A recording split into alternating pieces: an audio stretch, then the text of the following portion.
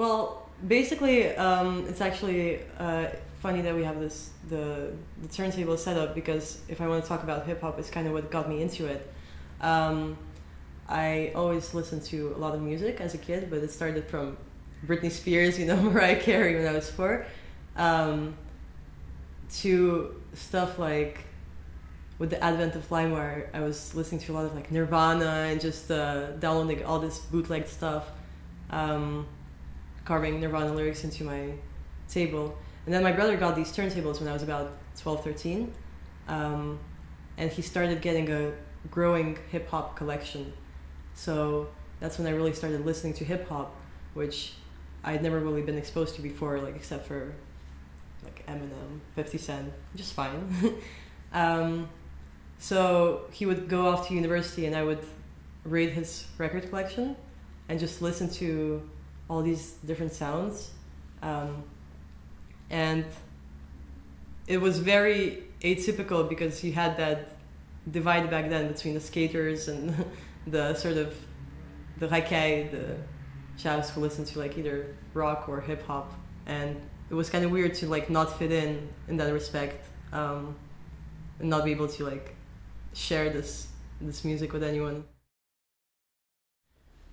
Mainly, it just has to have this perfect combination of a very maybe original or memorable beat with like a creative usage of melodies of different instruments, like in sampling or sometimes when it's recorded for the song, and just something that like brings you into a mood. Because ultimately I think with hip-hop, like obviously it's not something that I grew into, it's not something that was around me all the time, it's not a lot of the content I can't relate to from past like personal experience, but it just allows you to, it's like storytelling, narratives as well, if the lyrics are good, you have like crazy storytellers like Grand Puba or Biggie or Slick Rick, like they'll be talking about something that you never have experienced or never will, but it's just that moment where you kind of can identify with the music. It's like trying on like different roles. So obviously you'll have moments where I'll be listening to something, I'll be walking down the street, and I know I'll look really dumb from the outside because I start to walk with a bit of a groove, and I think it's just something that kind of makes you want to dance, kind of sticks in your head, like the lyrics, and just ultimately takes you out of like your routine, your immediate surroundings. Probably be Public Enemy. I think they're the first ones that I saw live, and I didn't know their music very well, but they came to Moscow while I was still in school, and actually I felt like I bought a t-shirt with the insignia for one of their albums just recently before that. So I was like, well, I have to go because I have the t-shirt and I need to sort of back that up. I was 16, by the way, so don't judge too hard. And I went to the gig, and it was so dynamic. They're very political in their lyrics, but they also just have this vibe that you have to go for.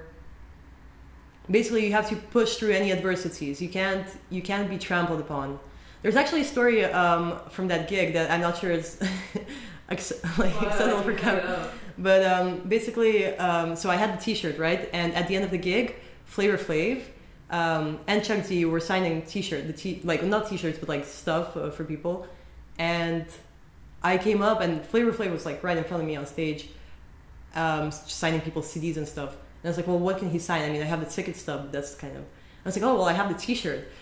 So I come up and I'm like, hey, Flav, like thank you for the gig. Can you sign my t-shirt? And he was like, oh, like, well, yeah. And he like couldn't reach because I was standing below the scene and he was sitting on it. And so I was like, okay, well, I'll just take it off. I gave him the t-shirt and he was signing it. I think he was so moved by that he was like, you know what, man?